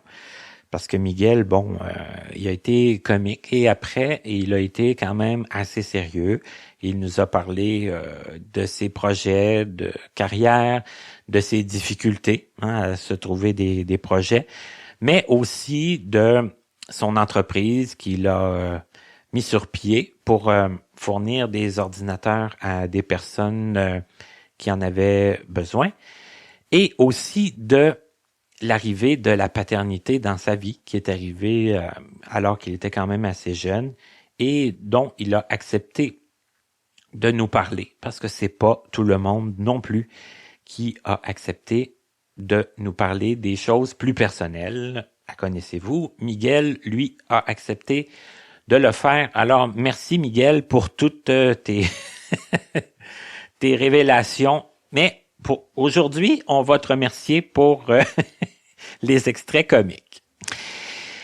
Le dernier extrait que je vous présente aujourd'hui, c'est j'ai pris ça dans le titre d'une chronique dans le magazine L'Actualité, en commençant par la fin. Je ne sais pas si vous connaissez, mais si vous vous souvenez que ma première invitée, ça a été Katia Darèche. Et Katia, je l'ai réinvitée une deuxième fois pour faire un spécial du temps des fêtes. Et je voulais aussi que dans la première partie de cette émission-là, elle nous raconte un peu c'était quoi avoir une vie publique, étant donné que pour la plupart, vous le savez, Katia, c'est une chanteuse country qui fait partie de la famille Darèche. Il y a plusieurs personnes qui font carrière dans sa famille. Il y en a qui chantent aussi très bien, même s'ils ne font pas carrière. Mais aussi, Katia a fait de la radio. Forcément, on fait des spectacles, on fait des albums, tout ça. Je voulais qu'elle nous parle de tout ça. Et je voulais qu'elle nous parle de comment ça avait commencé aussi tout ça. Parce que, bon, hein, ça commence pas du jour au lendemain, mais ça commence quand même assez jeune et avec certains indices qui arrivent dans nos vies et qui font en sorte que, oui, on pense qu'on pourrait faire carrière et voir aussi si nos parents sont d'accord avec le fait aussi. Mais je vous laisse quand même vous raconter en tout cas, c'est 2 premiers moments sur une scène quand même d'importance. Un alors qu'elle était très très jeune et qu'elle n'avait pas froid aux yeux. Alors je vous laisse vous raconter ce que Katia a à nous raconter là-dessus. C'était l'émission 70 du 21 décembre 2018, un beau spécial pour le temps des fêtes avec mon amie Katia. Je me souviens très bien d'avoir un enregistrement où tu avais chanté avec ton père à CKLM. OK. Et là, je me rappelle pas c'était en quelle année, mais j'étais encore à Longueuil, là, à Saint-Hubert. C'est entre 1983 et 88, là. Tu sais, ça fait que... Ouais, c'était à peu près... moi, je pense que ça, là, on était à peu près, 87, 8 à peu près. Bon, là. Mais là, reste 88 que... à peu près. T'as 13 ans à peu près dans ces temps-là. Ouais, j'ai 13-14 ans. Comment ça se passe, là, ça? Dire, bon, là, tu vas chanter avec ton père, oui, mais quand même à la radio. Ben là, ce qui se passe, c'est qu'en 87, c'est le 2e été où je suis allée en Gaspésie. Okay. Puis là, j'étais restée vraiment presque tout l'été. Puis là, à un moment donné, mon père avait organisé avec un groupe d'artistes une grande tournée. Et ils appelaient ça la Grande Tournée Country O'Keeffe 1987. Et c'était gros, ça. C'était un gros concept et ça faisait tout le Québec et le Nouveau-Brunswick et les Îles-de-la-Madeleine pendant tout l'été. Ça s'est promené, ça. Puis il y avait peut-être 6-7 artistes là, dans cette tournée-là. C'était un gros spectacle. Puis pendant que moi j'étais en Gaspésie, bien évidemment, ils sont venus en Gaspésie pendant que j'étais là. Donc, c'est évident que toute la famille allait aller voir ce spectacle-là. Et moi, j'étais là. Et mon père, à partir de là, on avait fait bien des petits parties de guitare avec lui, puis il savait que j'étais sortie de ma coquille, puis tout ça. Puis il aimait ça quand je chantais avec lui, puis on s'amusait. Puis j'avais appris sa chanson « T'envoler », entre autres. Et tu te souviens, en tout cas, c'est quoi que tu avais chanté? Oh, ben oui! Puis, à cette époque-là, sur le premier enregistrement de « T'envoler » qu'il avait fait en 84, il y avait une voix de fille qui répondait à mon père dans cette chanson-là. Toi, tu t'en souviens sûrement, Martin? Oui, mais c'était Dany qui faisait. C'est ça que je pensais. Elle prenait une petite voix de tête, là, mais c'était Dany. Elle n'allait pas à pleine puissance, elle voulait rester douce, mais c'était elle. Mais moi, j'avais appris cette partie-là, et quand il est venu en Gaspésie avec la tournée O'Keeffe, ben, il m'avait demandé, tu voudrais-tu faire T'envoler avec moi?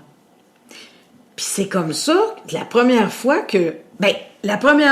officielle, où je suis montée sur une scène. Parce que là, j'ai sauté quelque chose de très drôle. Ouais, mais reviens-y. Je vais y revenir parce que c'est juste drôle. Dans le fond, c'était comme ma 2e scène, parce que mon père avait, à l'époque, avec ma tante Julie, un petit camping à Saint-Lin. À l'époque, on parle de ça peut-être en 82, 3, là. J'étais vraiment petite, là. 82 à peu près, là, j'avais à peu près 7-8 ans, là. Puis il y avait un camping à Saint-Lin qui s'appelait le camping Dallas. Et puis, il y avait c'est-à-dire, il y avait une roulotte là-bas. C'est-à-dire, des terrains là-bas. Et puis, l'été, il organisait un espèce de petit festival country ou de quelque chose comme ça qui se faisait là-bas. Et puis, à un moment donné, mon père m'avait demandé, puis dans ce temps-là, je chantais encore à 7 ans, là, pas de problème, j'aimais ça. Puis, j'avais chanté Aïe Aïe de Offenbach. OK. Avec les musiciens country de mon père et de ma tante. Oh boy! Et c'est toujours resté marqué dans la tête du violoniste André Proulx à l'époque. Parce qu'à un moment donné, quand c'était l'heure du gros solo de guitare électrique, je m'étais retournée vers les musiciens, puis j'avais levé ma petite main, puis j'avais dit « Solo, les boys! » Puis ça fait rigoler. Ça fait rigoler tout le monde. Mon Dieu, c'est... Oh,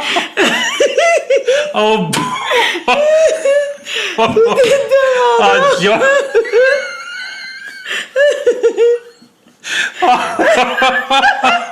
Et André Proulx, il en parle encore de ça. Oh, tabarouette! Hey, déjà de t'entendre chanter ça à 7 ans, Offenbach, puis là, la petite qui se revient. Mais ça,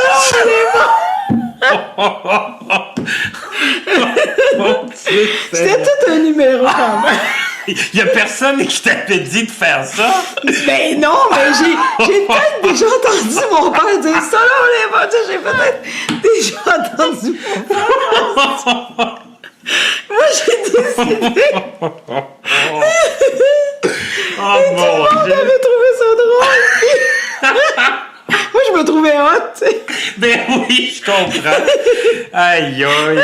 Voyons donc. Ah oui, c'était vraiment chic. Hey, t'as bien fait de revenir là-dessus. Ah oui, c'était trop bon. Oh, Fait que, dans le fond, la tournée au Kiff, c'était ma deuxième prestation publique. Mais c'était un peu plus vrai, là c'était énervant. Hey, j'ai chaud, là. Moi aussi. Tu sais, au camping Dallas, là, j'avais pas le track, là, parce que je faisais ça pour m'amuser. Oui. Mais la tournée, là, j'étais sénère, là, j'avoue que... Oui, le tract... Là, j'ai connu le track, parce que, là, wow. Embarqué. Et là, puis il y avait plein de monde, il y avait foule, c'était un aréna, là, tu sais, puis il y avait plein de monde, puis ma famille était là, puis wouh! C'était pas comme chanter dans une cour autour d'un petit feu de camp, là, c'est pas ça, tu sais. Mais là, j'ai eu la piqûre. Là, c'est sûr. Tu sais, on était applaudis, puis les gens ont aimé ça. Puis ouais, le tract, mais la piqûre aussi. Mais la piqûre aussi, puis je chantais avec mon papa. Puis là, c'était comme, hey, non, moi, c'est pas la dernière fois que je fais ça, là, c'est sûr que non. Puis après, là, je suis partie en peur, là. Parce que l'année après la tournée au Kiff, là, mon père, après ça, il y a eu le contrat pour aller au festival de Saint-Calixte, puis ces choses-là. Puis avec son groupe, puis là, ben, j'allais chanter avec lui à Saint-Calixte, puis là, il me faisait faire de plus en plus de chansons, parce que là, il voyait que j'aimais ça, puis que j'étais bonne, puis que je savais plein de chansons par cœur, fait que il m'en donnait, là, plusieurs, là, tu sais, puis je me tenais là, je passais toutes les fins de semaine avec lui, ça durait 6 semaines, cette affaire-là, mais lui, il était là les 2 dernières fins de semaine, puis ça veut dire 8 jours, là, comme, là, du jeudi au dimanche, puis j'étais là les 8 jours, puis j'ai chanté avec lui tout le temps, puis j'étais pas arrêtable, là, mon Dieu, on dirait que j'étais piquée vers je sais pas quelle mouche, mais j'en voulais tout le temps.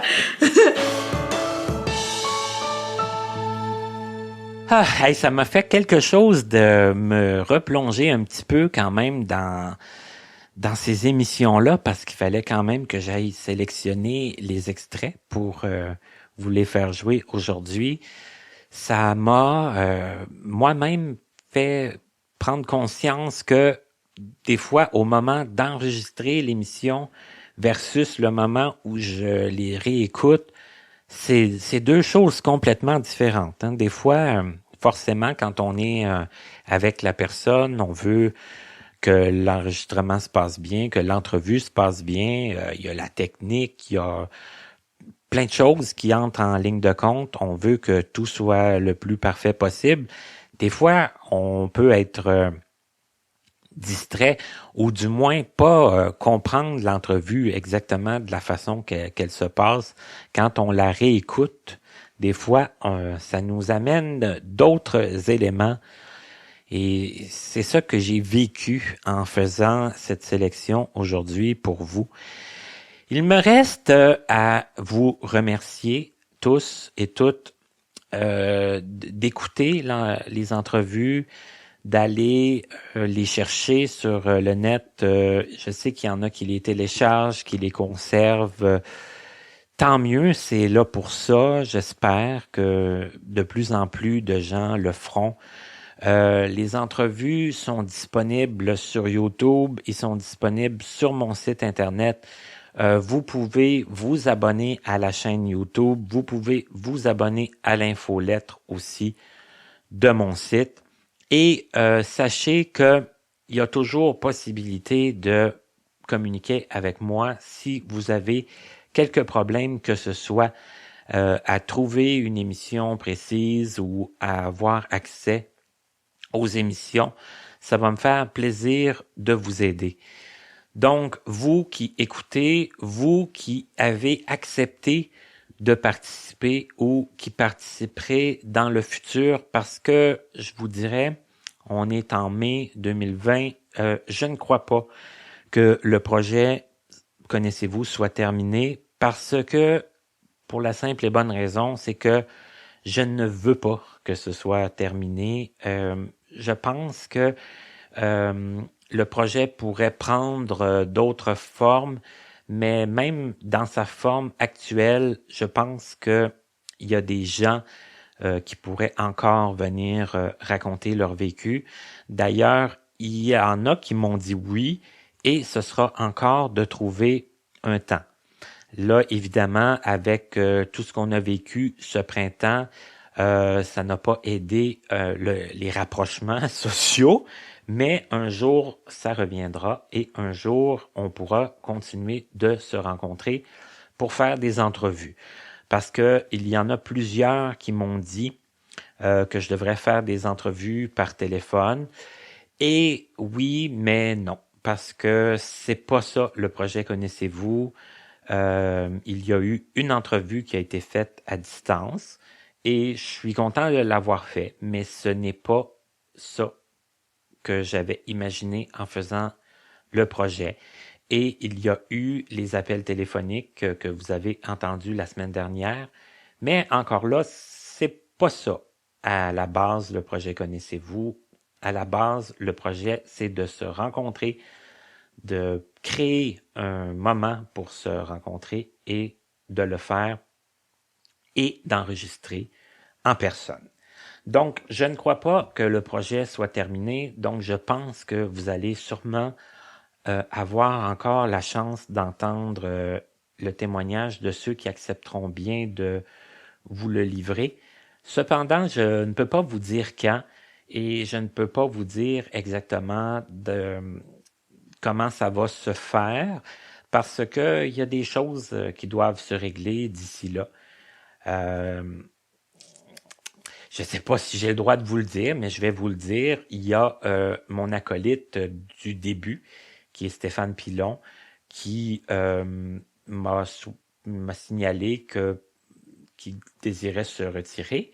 Et j'accepte. J'accepte ça. Mais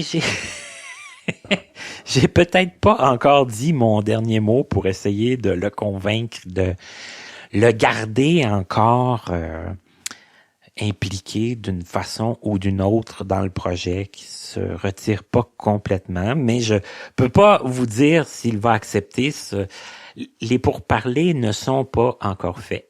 Mais j'ai peut-être encore une carte ou deux dans ma manche pour essayer de le convaincre. Mais si ce n'est pas Stéphane, ce sera possiblement quelques autres personnes m'ont déjà manifesté, en tout cas leur envie de m'aider. Il restera à voir quelle forme ça prendra. Donc voilà. Et tous ceux qui ont accepté de venir faire l'entrevue et ceux qui ont dit oui, mais qu'il s'agira de trouver du temps, je vous en remercie parce que c'est grâce à vous aussi que le projet a pu prendre toute cette ampleur-là. Je ne croyais pas faire 126 émissions quand j'ai commencé. Non, je croyais pas en faire autant. J'espère que vous allez passer un bel été. J'espère que vous allez vous occuper, vous tenir occupé de toutes les façons possibles et impossibles, que ce soit avec des gens, que ce soit plus de façon seule, que ce soit en faisant de la lecture, de l'écriture, de la cuisine, des voyages, du camping, des activités sportives, qu'importe. Toutes ces occasions-là, toutes ces façons de faire, de se tenir occupé sont bonnes. Et j'espère que vous prendrez aussi un petit peu de temps pour aller écouter, réécouter les entrevues et aussi me faire part de vos suggestions, commentaires, des listes de noms. Et ce qui me ferait encore plus plaisir, ce serait que vous, personnellement, vous m'écriviez pour me dire j'avais pas pensé participer, mais finalement, j'accepte. Vous allez voir, ça passe très vite quand on se rencontre, quand on est ensemble puis qu'on fait une entrevue. je vous dirais que 98% du temps, les gens vont dire « Ah, mon Dieu, il y a déjà une demi-heure de fête, déjà 3/4 d'heure de fête, puis on n'a pas vu le temps passer, on est rendu juste encore dans le début de notre vie. » Donc, prenez l'été pour réfléchir à tout ça, vous tenir occupé, vous garder en santé, et on se retrouve très bientôt, je l'espère, je le souhaite très ardemment, pour d'autres émissions, une autre saison de Connaissez-vous. Bon été, à la prochaine.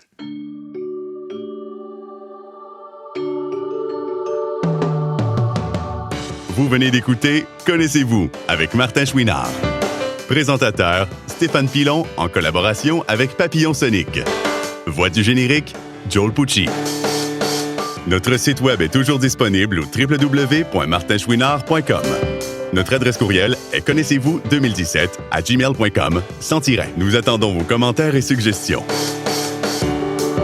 Un immense merci à la compagnie Point par Point Incorporée, l'Association des aveugles de la Rive-Sud, AARS, ainsi qu'au Regroupement des aveugles et amblyopes du Montréal métropolitain, RAAMM, de nous prêter gracieusement leurs locaux pour l'enregistrement de certaines de nos émissions.